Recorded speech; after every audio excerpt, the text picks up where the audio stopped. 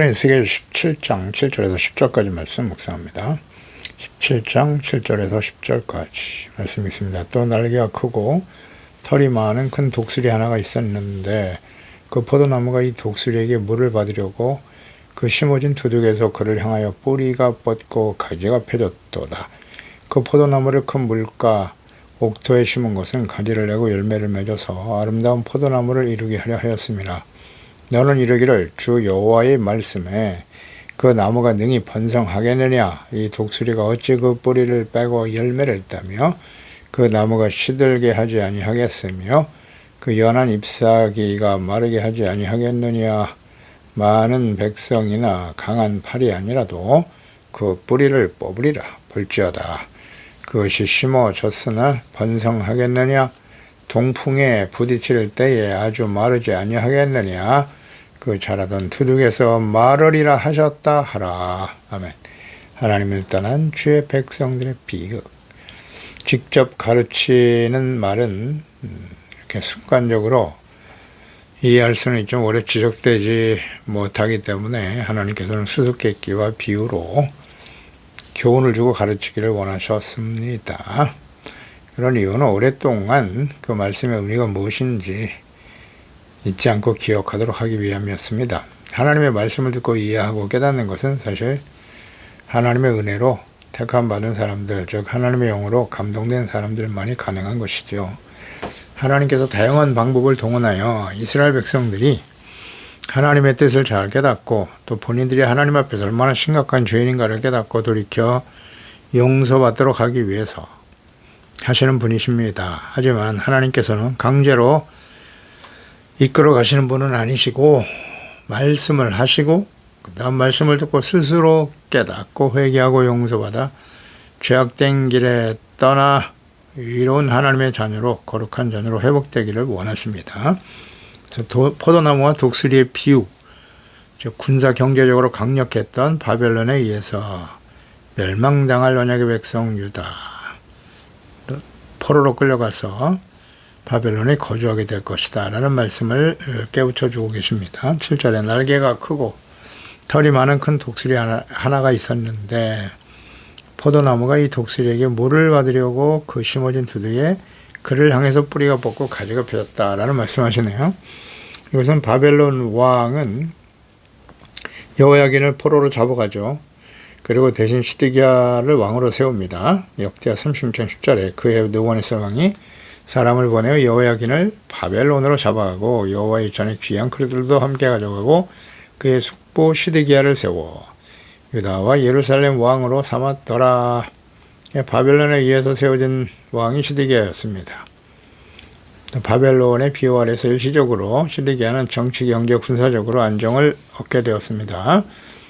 시드기야는 바벨론을 버리고 당시 또 다른 강대국이었던 애굽에게 도움을 요청합니다. 날개가 크고 털이 많은 또 다른 독수리, 큰 독수리는 누구냐? 당시 강대국이었던 애굽이죠. 그래서 포도나무가, 즉 유다가 애굽에게 물을 받으려고 뿌리를 그쪽을 향해 뻗었다는 거예요. 가지가 그쪽을 펴졌다. 그러니까 바벨론을 버리고 애굽에 의지하여 도움을 구하는 시드기야. 왕하 24장 20절에 여호와께서 예루살렘과 유다를 진노하심이 그들을 그 앞에서 쫓아내실 때까지 이르렀더라. 시드기야가 바벨론 왕을 배반하니라 그랬습니다. 그러니까 바벨론의 보호 아래 안정을 얻었던 시드기야는 하나님께서 바벨론의 포로가 되게 하시는 이유는 그들의 죄에 대한 결과가 이방인들에 의해서 침략을 당하고 공격을 당하고 어려움을 당하게 될 것이다. 연단이죠. 그래서 연단을 받으면서 회개하고 돌이켜 거룩한 하나님의 자녀로 회복되기를 원하셨기 때문입니다. 그런데 이러한 하나님의 뜻을 선지자 예레미야를 통해서 끊임없이 전하셨습니다. 우상을 버리고 하나님께 돌아오라고. 그렇지 않으면 바벨론에서 멸망을 당할 것이다 라는 말씀을 듣다 보니 그러면 바벨론이 우리를 공격하여 우리를 멸망시킬 것 같으면 바벨론을 버리자. 그래서 당시에 또 다른 강대국이었던 애굽에게 도움을 요청하는 것이 좋겠다. 이렇게 판단을 하죠. 그러니까 전능하신 하나님, 이스라엘 살아계신 하나님을 버리고 주변에 힘 있는 나라들에게 구원을 구걸하며 그들이 믿는 우상과 신들을 끌어들여 섬기는 폐역하고 어리석고 무지하죠. 무지몽매한 왕 시대기야. 그 하나님을 경외하는 요시의 아들이라고 볼 수 없는 가련하고 안타까운 모습입니다.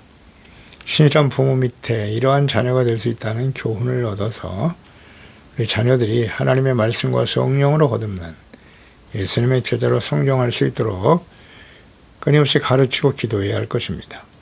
우리는 소중한 자녀들을 위해서 어떤 기도를 드리고 있습니까? 기도하지 않고 세상 지식에 대한 교육과 인성교육을 하고 있으나 하나님과 예수 그리스도와 인격적인 만남을 가지도록 경건의 삶을 살아가도록 가르치고 기도하여 힘쓰고 있습니까?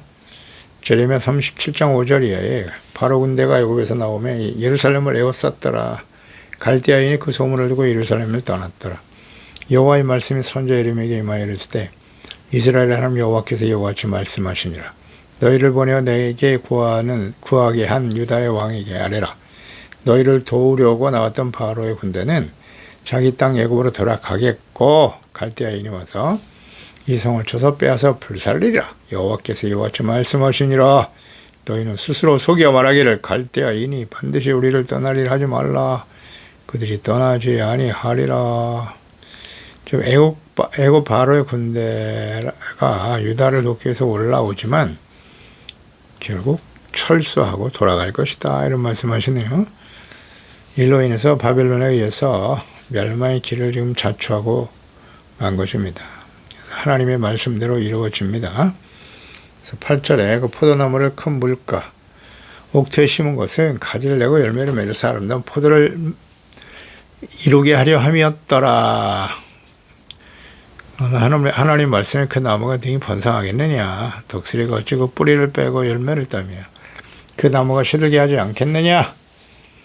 그러니까 포도나무 이스라엘이죠. 유다의 마지막 시드기야를 옥토에 심은 것, 바벨론에 의해서 정복당하게 하신 목적은 이 과정을 통해서 죄를 깨닫고 회개하고 연단을 받아 하나님의 거룩한 백성으로 회복되기를 간절히 원하시던 겁니다. 열매를 맺어 아름다운 포도나무를 이루게 하려 하심을 하셨거든요. 그러니까 이 열매라고 하는 것은 단순히 정치 경제적인 안정을 누리는 것을 의미하기보다는 죄를 회개하고 하나님의 거룩한 백성으로의 회복을 의미하는 말씀이죠. 그래서 하나님의 자녀로서 우리는 어떤 열매를 자녀들에게 어떤 열매를 원하시는가를 잘 알아야 합니다. 하나님 우리에게 어떤 열매를 원하시는가? 세상에서 부와 권세, 명예, 권력을 누리는 그런 열매를 말하는 것일까요? 이사야서 5장 2절에 땅을 파서 돌을 제거 극상품 포도나무를 심었는데 그 중에 망대를도 세우고 그 안에 술틀을 파도다. 좋은 포도 맺기를 받아랐더니 들포도를 맺었도다. 내가 내 포도원을 위하여 행한 것 외에 무엇을 더할 것이 있으랴. 내가 좋은 포도 맺기를 기다렸거늘 들포도를 맺으면 어찌 됨인고. 이제 내가 내 포도원에 어떻게 행할지를 너희에게 이르리라. 내가 그 울타리를 걷어 먹힘을 당하게 할 것이고 그 담을 헐어 짓밟히게 할 것이다. 이런 말씀하시거든요. 극상품의 포도나무로 심으셨는데 거룩한 하나님의 자녀가 되게 하셨는데 열매는 들포도를 맺었다. 악하고 폐역한 열매, 그런 삶을 살았다는 거죠. 이사야서 5장 20절 이하에 악을 선하다 하며 선을 악하다 하며 흑암으로 광명을 삼으며 광명으로 흑암을 삼으며 쓴 것으로 단 것을 삼으며 단 것으로 쓴 것을 삼는 자들 화 있을진저. 스스로 지혜롭다 하며 스스로 명철하다 하는 자 역시 화 있을진저. 포도주를 마시기 용감하며 독주를 잘 마시는 자들에게는 화 있을진저. 그들은 뇌물로 말미암아 악인을 의롭다 하고 의인에게서 그 공의를 빼앗는도다. 이로 말미암아 불꽃이 구루터기를 삼킨 같이 마른 풀이 불 속에 떨어진 같이 그들의 뿌리가 썩겠고 꽃이 티끌처럼 날리리니 그들이 만군의 여호와의 율법을 버리며 이스라엘의 거룩하신 이의 말씀을 멸시하였다. 하나님 악을 선하다 하고 그러니까 이스라엘 백성들이 의롭고 거룩하고 선한 열매를 맺으며 하나님께 영광 돌리기를 원했습니다만 오히려 더 심각한 악을 행하고 있었다는 거죠. 뇌물로 말미암아 악인을 의롭다고 하고 이 하나님이 가장 미워하시는 겁니다. 악인을 의롭다고 하고 의인을 악하다고 모함하고 죽이려고 하는 거예요. 하나님이 가장 미워하는 일이에요. 이로 말미암아 불꽃이 구루터기를 삼킨 같이 불 속에 떨어진다. 풀이 하나님의 심판이 임할 것이라는 거예요. 하나님의 백성들에게 이러한 행동이 있었다는 겁니다. 예수님 보세요. 죄 없으신 하나님의 아들을 율법을 어긴 악한 죄인이라 해서 십자가에 못 박아 죽이잖아요. 이건 하나님이 정말 가증히 여기시는 일입니다. 그래서 이스라엘 백성들이 그 결과를 어떻게 되었습니까? 죄 없으신 하나님의 아들을 십자가에 못 박고 그의 피를 우리와 우리 후손에게 돌리라고 큰 소리 쳤던 유대인들 어떻게 되었나요? 2000년 동안 나라를 잃고 난민으로 살았어야만 했습니다. 그래도 하나님의 영원한 언약 때문에 1948년에 이스라엘이 독립된 것입니다. 이 하나님의 뜻을 잘 이해해야 합니다. 이 악에 대해서 하나님 반드시 심판하신다. 그래서 로마서 6장 10절 이하에도 보면 너희가 죄의 종이 되었을 때에는 의에 대하여 자유로웠다. 너희가 그때에 무슨 열매를 맺었느냐? 이제는 너희가 그 일을 부끄러워하나니 이는 그 마지막이 사망이기 때문이다. 육체의 결말은 육의 생각은 사망입니다. 그러나 이제는 너희가 죄로부터 해방되고 하나님께 종이 되어 거룩함에 이른 열매를 맺었으니 그 마지막은 영생이다. 죄의 삭은 사망이고 하나님의 은사는 그리스도 예수 우리 주 안에 있는 영생이라 말씀하시죠. 성령의 열매, 빛의 열매를 맺고 살아가고 있습니까? 어떤 열매를 맺는가? 예수 그리스도를 믿고 우리를 구원받아 하나님의 자녀가 되게 하신 것은 극상품의 포도나무, 의롭고 거룩하고 진실된 착한 행실, 거룩한 삶을 통해서 하나님께 영광을 돌리기 위함입니다. 그런데 육체의 열매, 사망의 열매를 맺고 있지 않습니까? 바벨론을 통해서 연단하시고 거룩한 주의 백성으로 회복을 원하셨지만 이를 거절한 시드기야가 바벨론 왕을 배반하고 애굽 왕의 도움을 요청했을 때 하나님의 말씀대로 열왕기하 25장이죠. 바벨론의 공격으로 처참하게 멸망의 길을 가게 됩니다. 왕하 25장 1절 이하 시드기야 제9년입니다. 11일에 바벨론 왕 느부갓네살이 모든 군대를 거느리고 치러 올라왔다. 그 성이 시드기야 왕 제11년까지 포위되었더라. 그해 넷째 달 9일에 성중의 기근이 심하여 그 땅 백성의 양식이 떨어졌다고 말씀하고 있죠. 8절 이하에 보면 바벨론 왕 느부갓네살의 19째 해 5월 7일에 바벨론 왕의 신복시 대장 느부사라더니 예루살렘에 이르러 여호와의 성전과 왕궁을 불살랐고 그대로 이루어졌죠. 성중에 남아있는 백성과 바벨론 왕에게 항복한 자들이 무리 중 남은 자는 시대장 느부사라더니 모두 사로잡아 가고 하나님께서 말씀하신 대로 다 이루어지고 말아요. 그리고 갈대아 사람이 여호와의 성전의 두 노 기둥과 받침, 여호와의 성전의 놋바다를 깨뜨려 그 놋을 바벨론으로 가져갔죠. 부삽, 숟가락, 섬길대 쓰는 모든 놋그릇을 다 가져갔습니다. 성전 기명들을 다 가져갔어요. 또 솔로몬이 여호와의 성전을 위하여 만든 두 기둥과 한 바다 받침들을 가져갔는데 이 모든 기구의 논목에 헤아릴 수 없었다. 하나님의 성전이 이렇게 철저히 유린되는데도 하나님께서는 침묵하고 계시죠. 이미 하나님이 그런 성전에 계시지 않아요. 계시지 않습니다. 참 의아했을 거예요. 와, 어째 하나님의 거룩한 성전이 이방인들에 의해서 이렇게 철저하게 빼앗기고 폐허가 되어 가는가. 슬픈 일이죠. 하나님의 교회가 세상 사람들로부터 무시와 멸시를 당하고 빼앗기고 약탈을 당하고 무시와 멸시를 당하고 있다는 거죠. 그러니까 우상으로 가득한 성전, 온전한 제사와 예배를 드리지 않는 성전, 온갖 우상을 세우고 악을 행하며 드리는 제사와 예배를 드리는 교회, 성령이 거하시는 성전인 하나님의 자녀들의 마음 역시 마찬가지죠. 모두 이와 같이 하나님의 심판으로 불타버리고 빼앗기게 될 것이다. 교훈을 줍니다. 오늘날 교회는 어떻습니까? 성령을 모시고 계신 우리 그리스도인 개인은 어떠한가요? 우리의 마음의 상태는 어떻습니까? 우상으로 가득하진 않나요? 우상의 실체를 잘 알아야 됩니다. 교만이에요. 자기중심, 탐심. 하나님 말씀을 듣고 알면서도 불순종하죠. 거역하죠. 하나님보다 재물을 주인으로 섬기면서 돈의 노예가 되어 살아가고 있지는 않습니까? 이 우상이 가득한 성전, 교회, 마음에는 하나님께서 계시지 않습니다.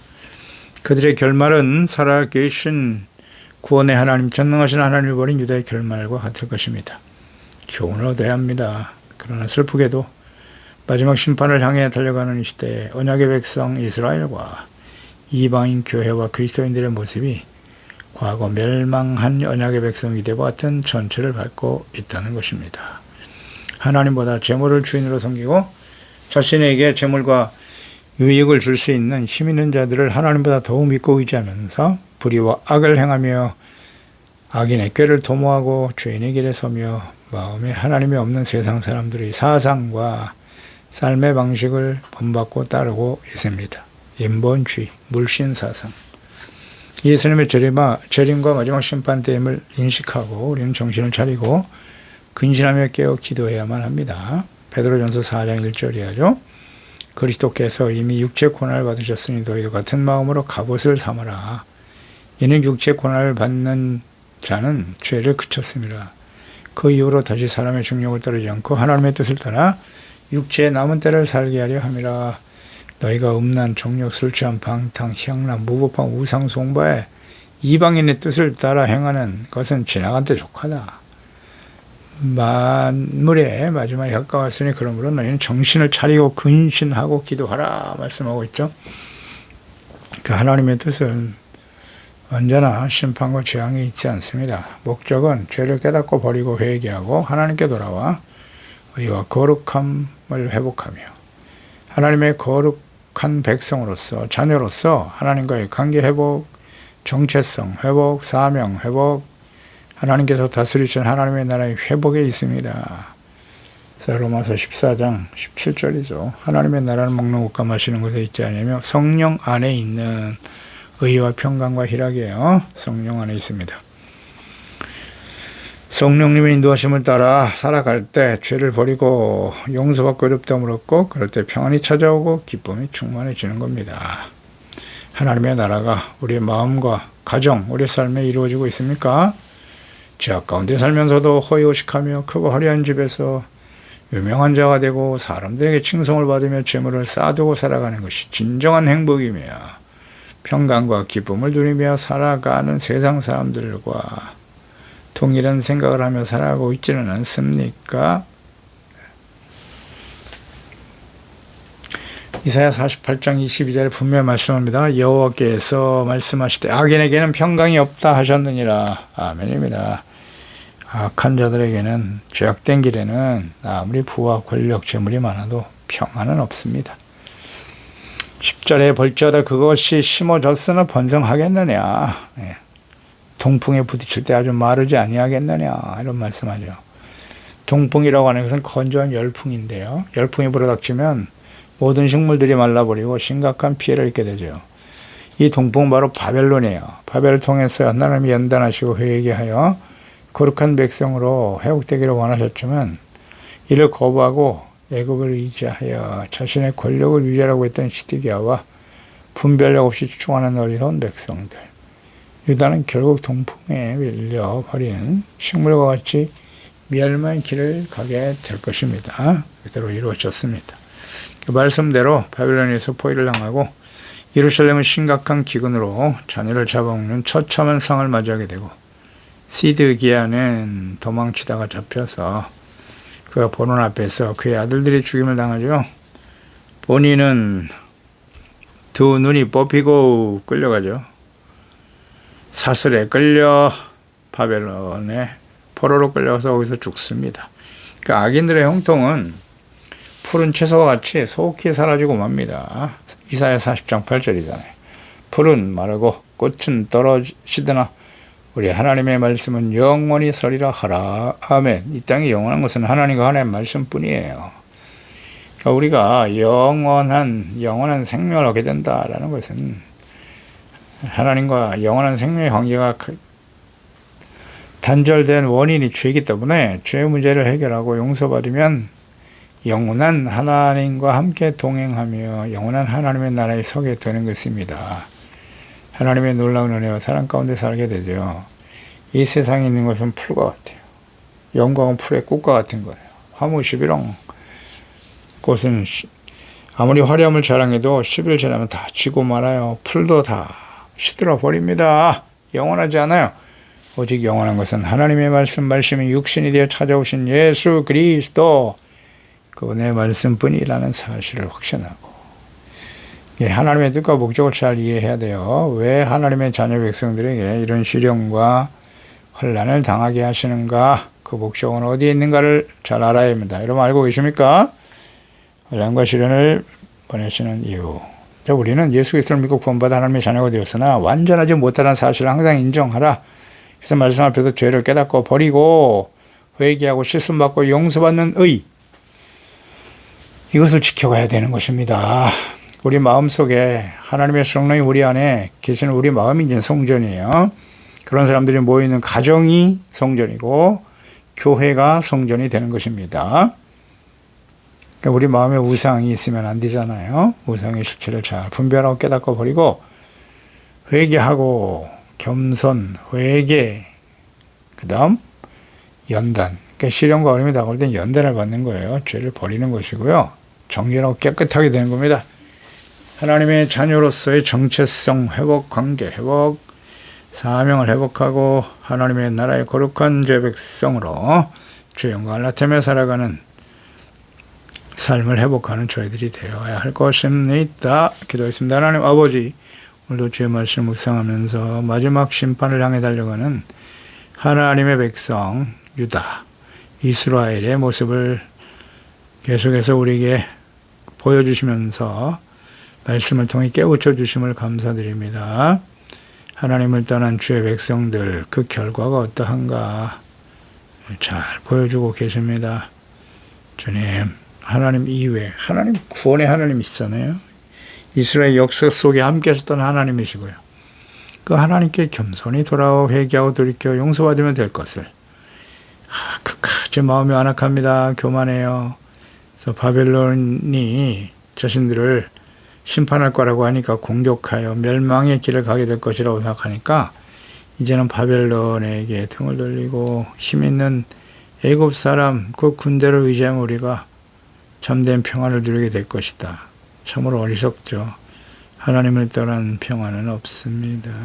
주여, 하나님께서 역사하여 주소서 지혜와 계시형으로 충만하게 도와주시고 우리 모두가 하나님을 두려워하고 주님의 말씀을 복종하고 우리에게 해주신 이 구원의 은혜를 소중하게 여기고 예수님의 제자로서 거룩한 하나님의 자녀로 잘 양육되어져 가는 성령의 열매, 빛의 열매를 맺으며 주의 영광을 나타내며 살아갈 수 있는 저희들이 되어야 합니다. 마지막 때가 들수록 온갖 우상이 우리의 심령, 마음의 성전에, 가정의 교회에 가득하게 되는 것입니다. 이것을 잘 분별하고 제거하고 거룩하고 의롭고 깨어있는 진실한 하나님의 자녀로 근신하고 깨어 기도함으로써 주님 오시는 날 살아있는 자로 영광스러운 모습으로 주님을 맞이할 수 있는 우리 모든 시체 가족들 자녀들이 되게 해주소서. 예수님의 이름으로 기도드리옵나이다. 아멘.